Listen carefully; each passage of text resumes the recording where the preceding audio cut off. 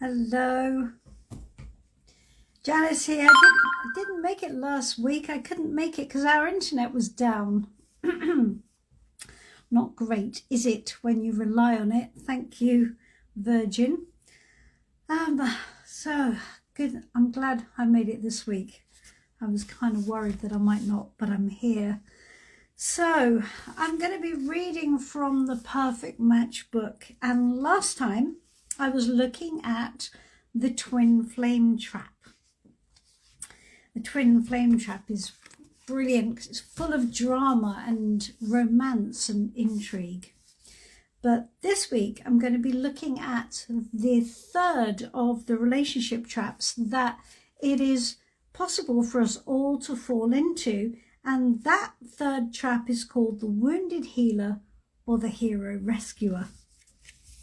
So, what have we got to say?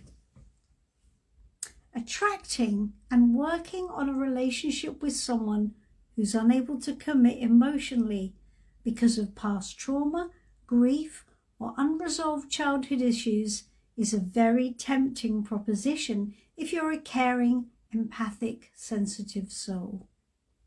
In fact, all of these relationship experiences are born of the desire for a heart connection, which transcends or is transformational in some way, and they are all a result of a desire to love and heal.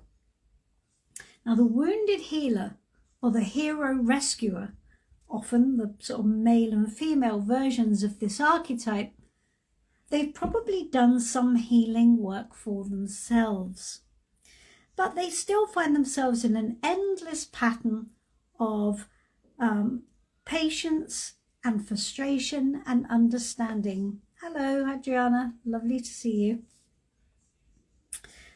So they find themselves in an endless pattern of understanding, patience and frustration as they try and realize the potential of the other person and try and get them to successfully overcome their blocks. Now, they excuse all avoidance of emotional vulnerability by the other person because being caring, empathic, and on the receiving end of pain themselves, they understand the problem. They want quite genuinely to help. They want to enable healing, but somehow the other person never quite gets there. The problem is confounded by the fact that the carer, the wounded healer or the hero rescuer, now feels they can't abandon the other person because then they're going to be part of the problem instead of being the solution that they aspire to be. So the desire to love and heal is actually a call to love and heal ourselves. The problem with this archetype is that the relationship isn't built on anything sustainable. Maintaining the relationship under the guise of support and patience is just enabling the problem to exist. And sadly, the paradox is, should the other person heal, which is unlikely because they're being encouraged to do so, the shift in the dynamic often results in the person doing the caring finding themselves not needed anymore. The balance created by one person propping up the other is reversed, and it turns out that it was actually the caring itself that was propping up our hero rescuer. The two people with trauma can't make a healthy whole relationship, however genuine and loving the intention. Self-knowledge is the key here, and a re-evaluation of your own healing journey and where that's at.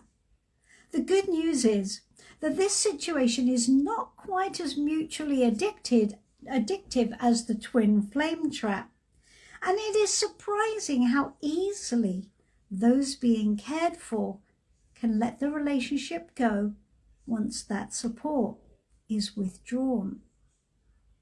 That was quite interesting because I did a reading today for a client who was in exactly this position where they had a relationship previously and the person was getting back together after a breakup that was caused by the joint trauma, one person caring for the other one. And it just wasn't working because one person was so used to the other person being broken. The relationship wasn't working because the dynamic wasn't familiar to them both. It's very interesting, isn't it? So that brings us to chapter 3. And chapter 3 is the last and the most common of all of the relationship traps. And this is the curse of permanent potential. And it's the one I come across most when I'm reading for my clients about relationships. Now, so let's have a look. What does it say? So what happens as a result of all of these situations that we've talked about in previous chapters is a scenario that I've come to call the curse of permanent potential. All of the above situations require some kind of waiting or personal sacrifice in the never-ending hope of a happy ending. Potential is persuasive, though, and sometimes the promise of the ideal that it dangles in front of our hearts is enough to keep us on the hook. We have hope, and that feels good, or at least better than nothing.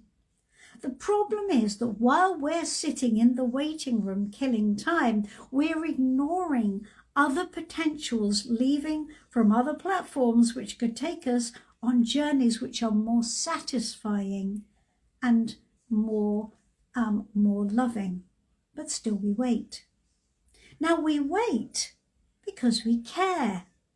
And we wait because this person feels like they could deliver the Holy Grail if they got their crap together. Now we wait because that person has become a part of us, our life, and we're used to them. Now we don't want to go through the pain of separation because they're familiar now, and as we've established, familiar is incredibly powerful. Now potential is a word that gets bounded around a lot as a positive. But what if potential is the absolute negative? That's crazy, I hear you say. How can a positive be a negative? How can potential be a negative? Well, hear me out. So, energetically, the only thing that's truly real is our current moment. And our response to this creates the next moment and the next, and so on and so on. Now, to live with a situation that exists under the promise of potential is very definitely wanting something different from what you have now. Therefore, if that something different is referring to your relationship, that means that you want something or someone different. No, I hear you say, I want this person, not another person. I love this person. I don't just love this. So, while we may love the other person, but we don't love the actual relationship that comes with them, what we want is that other person to be different so we can get what we want. Well, what about what they want? Now, if they wanted what you want, there wouldn't be a problem. But there is a problem, so we wait for them to change, to catch up with the fact that what we want is better, we assume. Because we think our version is better or make us happier, that it will also make them happier too, because if I'm happy, you're happy, right? Doesn't quite work like that. What's actually happening here is that you're both living in different movies. So put like that, it's actually a big disservice to hang around because of a perceived potential of a different, better experience. In fact, I'm going to go further and make the probably contentious suggestion that it's actually selfish. A major item on most relationship wish lists is to be accepted and loved unconditionally for who you are. For someone to love you authentically, they must accept you in your entirety and the relationship that comes with you. You both show up with nothing to hide. And a happy mutual understanding that you both pretty much want the same thing. But what if they secretly, or even not so secretly, only want a version of you that is the version they want, the version they have imagined, a different version of you or the relationship? Hello. Whoops, there we go. Then on some level, wouldn't that mean they don't really want you at all? They want you, but their version of you. Now, we could call that being controlling. Now, I understand that's not the intention, and perhaps it seems extreme, but you see the disconnect here. Now, if a relationship is not delivering the experience you want, it's because in reality, that person doesn't want the same experience that you want. So your choice is to accept and embrace the situation exactly as it is and recognize it as your foreseeable future, or to make a different choice. Either way, you must allow the other person to be exactly as they are, however that shows up. Whether they're stuck in a mindset, emotionally unavailable, depressed, scared, lost, or just not ready in any other way. Nobody will ever change because you want or need them to. You can only change yourself and let go if you have to. When we accept that as a truth, things start to get clearer. Not easier, but clearer. Now, the curse of permanent potential is actually about fear. The fear that this is the closest you might ever get to what you want. Familiarity is a sign of resonance, not destiny. And when we experience a powerful feeling of connection with someone, even before we know them, it feels like a message. We hear the message loud and clear. This is right. This person feels like home in some way. We might feel immediately comfortable with them. Now that's very hard to ignore because it's a representation of what we truly want. We want home. We want familiar and everything that goes with it. And this feels like a real head start on that wish. So, when things get tricky moving forward and the relationship doesn't quite deliver on its initial promise, we can find ourselves using that initial experience of familiarity as a sign that the relationship is still meant to be and that we must honor the initial connection. So when we look at relationships through the lens of energy, we understand instinctively that there is an immediate familiarity with someone, and that is a signal that they are resonant with us in some way. The trouble is that if they're resonant because we each share a history of trauma or fear of abandonment or an energetic similarity to a parent or dominant adult whose energy has shaped and informed your own, they are a result of an energy loop that keeps reappearing and is therefore familiar. And now that doesn't look so positive.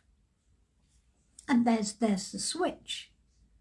I wonder if you've ever had the experience of meeting someone who initially seemed completely different to anyone you've met before, but you still felt an immediate connection with them.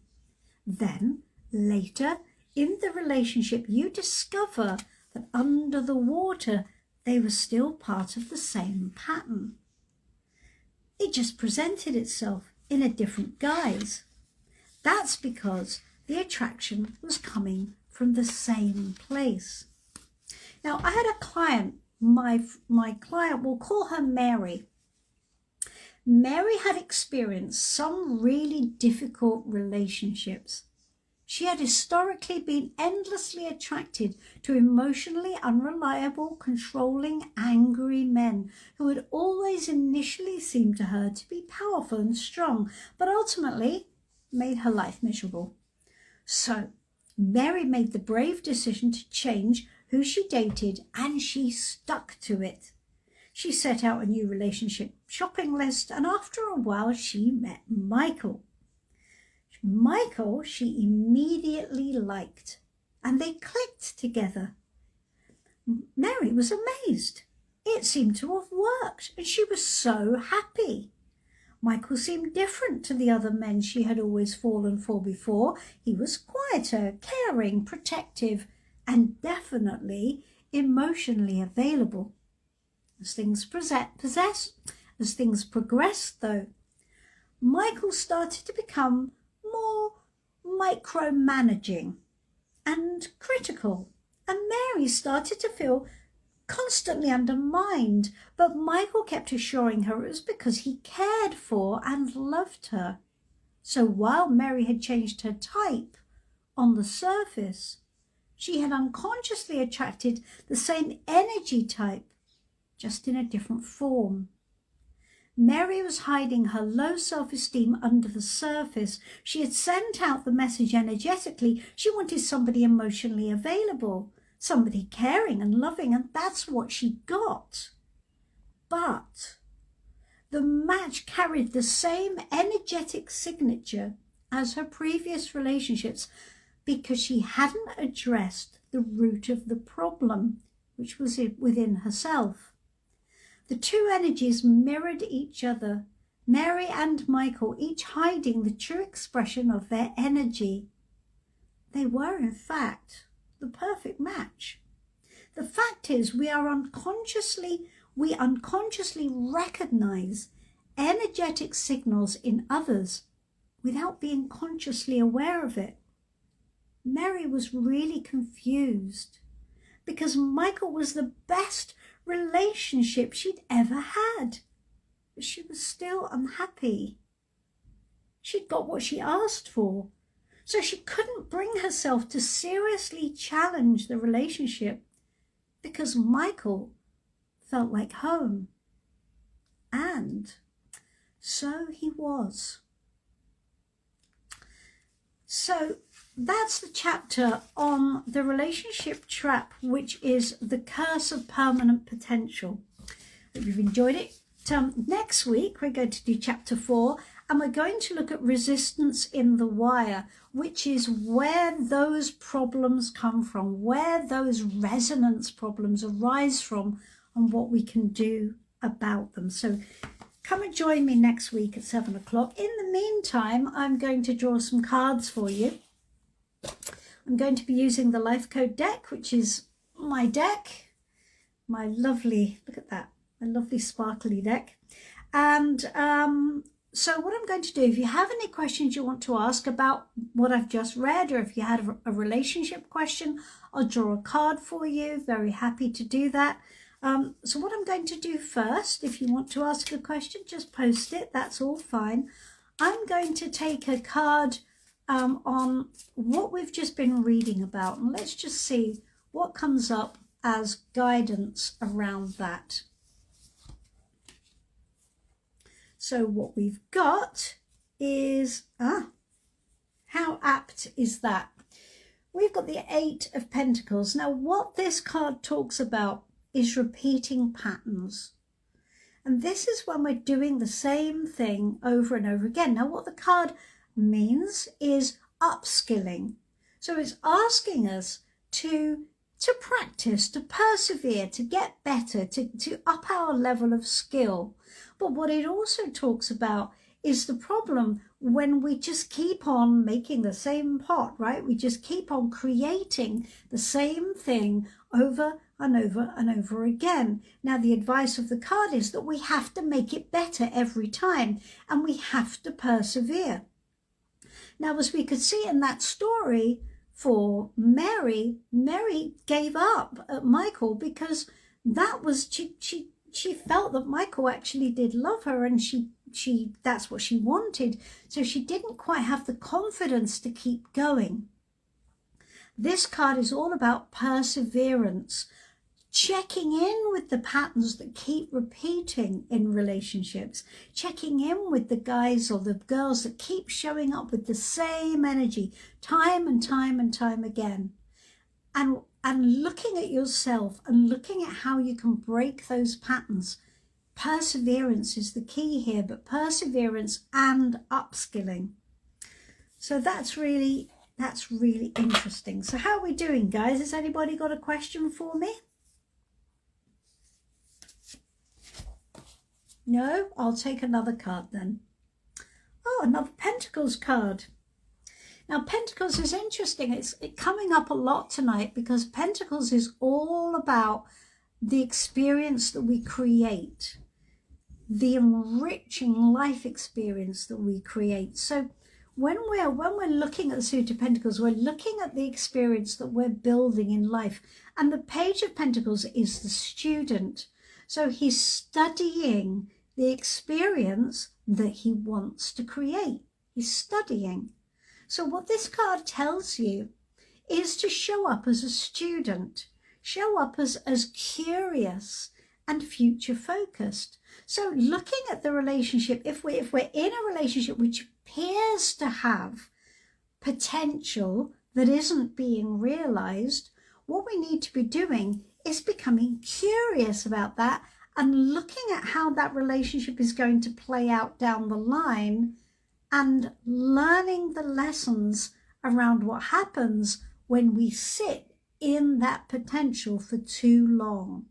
So when we're looking ahead, when we're future curious, we can go, well, okay, if this goes on for 6 months, for a year, and nothing changes, well, what's my experience going to be? How will I feel about that? So it's learning about what you want, learning about the experience you want to create, like Mary did. She wanted somebody loving. She wanted somebody emotionally available. Learning as a student. So what have we got here, Joanna? How can I embrace my new healthy relationship and not be too cautious about doing things wrong? Okay, I'll draw a card for you, Adriana, and let's have a look at what guidance comes up for you. Or repeating patterns, absolutely. Let's have a look. Okay. We've got the King of Cups. King of Cups in tarot. Can you see he looks like a counselor here, doesn't he? He's kind of doing that. So the King of Cups is the emotionally mature one. So it's great that you've got a new healthy relationship, and that's awesome. So what this is doing is it's having a little bit, just a little bit of emotional distance so that you can stand back and observe your own situation, your own responses, and what it is you're doing and what perhaps you've done in relationships before, and also looking at your partner and what they're doing and understanding that you are in emotional control here. You are in emotional control of yourself, and you can also show up understanding the other person's perspective and showing up as the sort of the grown-up emotionally. So being able to recognize patterns because of your experience. And, you know, when we had a look at the page there, the page was curious. The page had already done the study. So if you're going to act as the king, you must have done your study. So what was it that went wrong in those other relationships? What was your part in it? Taking responsibility for how you might have enabled those patterns to exist. And, you know, how you responded to those other people's behavior patterns yourself. So it's being able to just pull back a little bit, not being so completely immersed in it that you can't see out, but having a lot of knowledge and compassion for yourself, compassion for the other person, but a little bit of distance and a little bit of insight onto what your patterns are and how you respond to other people in repeating circumstances. Does that make sense, Adriana?